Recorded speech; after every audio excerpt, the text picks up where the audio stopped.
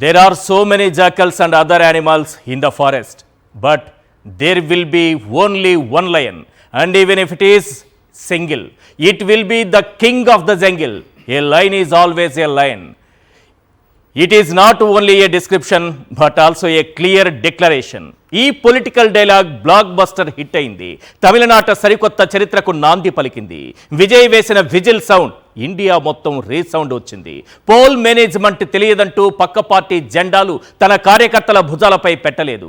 సంస్థాగతంగా పాతుకుపోయిన డిఎంకే అన్నా డిఎంకేతో పోటీ పడలేమంటూ ఏదో ఒక పార్టీతో పొత్తు కోసం పాకులాడలేదు.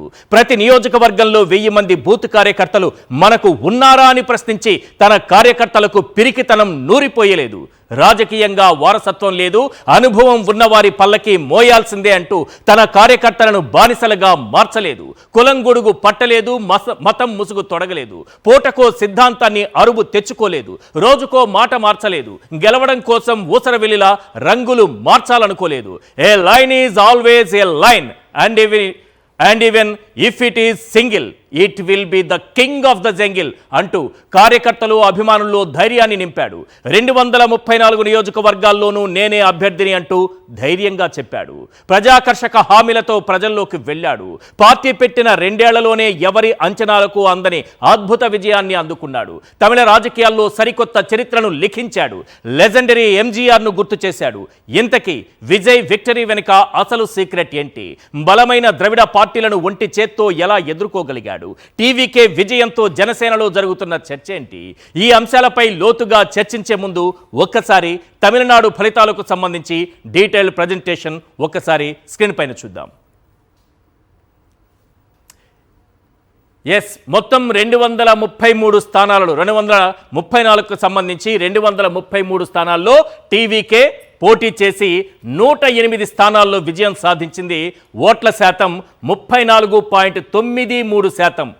34.93 అంటే దాదాపుగా 35% ఓట్ షేర్ సాధించింది.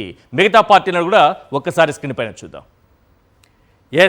ఇప్పటి వరకు అధికారంలో ఉన్నటువంటి డిఎంకే పోటీ చేసింది 176 స్థానాల్లో. గెలుపు డిఎంకేకి సంబంధించి 59 స్థానాల్లో విజయం సాధించింది. 2021లో ఇదే పార్టీ 37.98% ఓట్ షేరు సాధిస్తే ఈసారి అది 24.19గా తేలింది. అంటే దాదాపు 13.79% ఓట్ షేర్ను డిఎంకే కోల్పోయింది.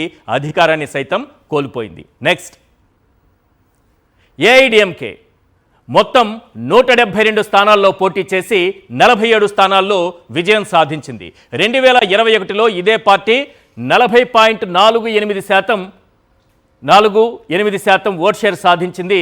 2026 వచ్చేటప్పటికి 28.7% ఓట్ షేర్ సాధించింది. ఓవరాల్గా 11.78% ఓట్ షేర్ను కోల్పోయింది. రైట్. నెక్స్ట్ కాంగ్రెస్ పార్టీకి సంబంధించి కాంగ్రెస్ పార్టీ 28 స్థానాల్లో పోటీ చేసి కేవలం 5 స్థానాల్లో మాత్రమే విజయం సాధించింది. 2026 3.37% మాత్రమే ఓట్ షేర్. గతంలో తీసుకుంటే 4.31 ఉండేది, అది 3.37కు పడిపోయింది. ఓవరాల్గా 0.94% ఓట్ షేర్ను కాంగ్రెస్ పార్టీ కోల్పోయింది. నెక్స్ట్ బీజేపీకి సంబంధించి జాతీయ పార్టీలైనటువంటి ఈ 2 పార్టీలకు అక్కడ ఉన్నటువంటి ఓట్ షేర్ ఏ రకంగా ఉందో అర్థం చేసుకోవచ్చు మనం. 33 స్థానాల్లో బీజేపీ పోటీ చేసి కేవలం 1 స్థానంలోనే విజయం సాధించింది. 2021లో 2.64% ఓట్ షేర్ సాధించింది. ఈసారి కాస్త మెరుగుపడింది, 2.97%కి పెరిగింది. అంటే 0.33% పెరుగుదల కనిపిస్తోంది. నెక్స్ట్ పిఎంకే పార్టీకి సంబంధించి 18 స్థానాల్లో పోటీ చేసి 4 స్థానాల్లో విజయం సాధించింది.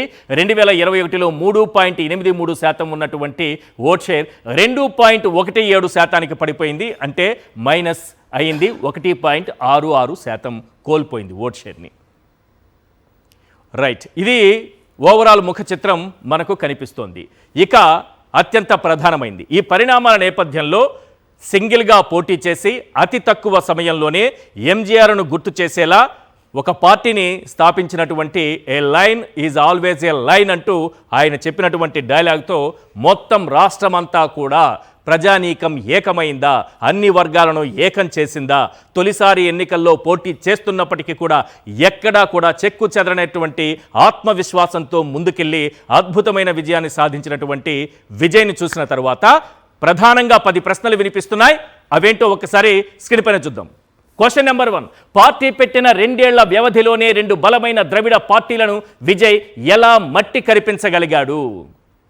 క్వశ్చన్ నెంబర్ 2, పోటీ చేసిన తొలి ఎన్నికల్లోనే ఒంటరి పోరుతో ఏకంగా 35% ఓట్ షేర్ టీవీకేకు ఎలా సాధ్యమైంది? క్వశ్చన్ నెంబర్ 3, విజయ్ ప్రకటించిన మేనిఫెస్టో ఏ మేరకు ఓట్లు కురిపించింది, ప్రధానంగా ఏ వర్గాలను ఆకర్షించింది? క్వశ్చన్ నెంబర్ 4, దళితులు, మైనారిటీలు, మహిళలు, యూత్ వీళ్ళే విజయ్ పార్టీకి తిరుగులేని అధికారం కట్టబెట్టారా? క్వశ్చన్ నెంబర్ 5, పొత్తులకు ఆఫర్ వచ్చినా ఎందుకు తిరస్కరించాడు? విజయ్లో ఆ కాన్ఫిడెన్స్ ఎక్కడి నుంచి వచ్చింది? క్వశ్చన్ నెంబర్ 6, పొత్తులకు పాకులాడకుండా పక్క పార్టీల జెండా మోయకుండా విజయం సాధించి విజయ్ ఇచ్చినటువంటి సంకేతం ఏంటి? క్వశ్చన్ నెంబర్ 7, ఒకవేళ పొత్తులతో ఎన్నికలకు వెళ్ళి ఉంటే విజయ్ సీఎం అయ్యే ఛాన్స్ మిస్ అయి ఉండేవాడా? క్వశ్చన్ నెంబర్ 8, డిఎంకే అవినీతి, ఏఐడిఎంకేలో బలమైన నాయకుడు లేకపోవడం ఈ 2 విజయ్కు కలిసొచ్చాయా? క్వశ్చన్ నెంబర్ 9, తమిళనాడులో విజయ్ గెలిస్తే ఏపీలో పవన్ కళ్యాణ్ ఎందుకు ట్రోలింగ్ అవుతున్నారు? క్వశ్చన్ నెంబర్ 10, విజయ్ తిరుచి ఈస్ట్లో రాజీనామా చేస్తే ఆ స్థానం నుంచి త్రిష పోటీలోకి దిగే అవకాశం ఉందా? ఇవి ప్రధానంగా ఇప్పుడు వినిపిస్తున్నటువంటి ప్రశ్నలు. ఈ అంశాలపైనే మనం మాట్లాడదాం.